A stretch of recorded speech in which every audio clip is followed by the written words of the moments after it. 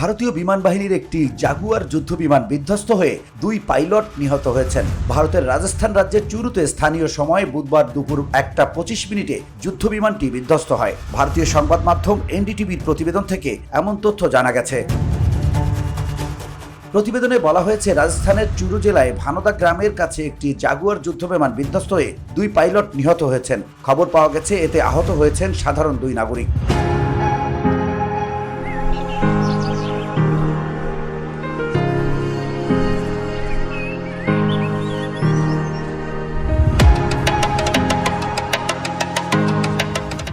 প্রতিরক্ষা সূত্রগুলো ভারতীয় সংবাদ সংস্থা এএনআইকে জানিয়েছে, এই যুদ্ধবিমানটি ছিল টুইন সিটার বা 2 জন পাইলট বসার জায়গা আছে এই বিমানটিতে।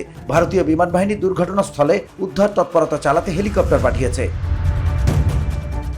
জাগুয়ার মূলত 2 ইঞ্জিন বিশিষ্ট ফাইটার বোম্বার। এটি সিঙ্গেল এবং টুইন সি 2 ধরনের ভ্যারিয়েন্টেই পাওয়া যায়। যদিও এগুলো অনেক পুরনো মডেলের, তবে ভারতীয় বিমান বাহিনী এই যুদ্ধ বিমানগুলোকে বহুবার আধুনিকায়ন করেছে এবং এখনও ব্যাপকভাবে ব্যবহার করে থাকে। ভারতে প্রায় 120টি জাগুয়ার জেট আছে, যা 6টি স্কোয়াড্রনে বিভক্ত।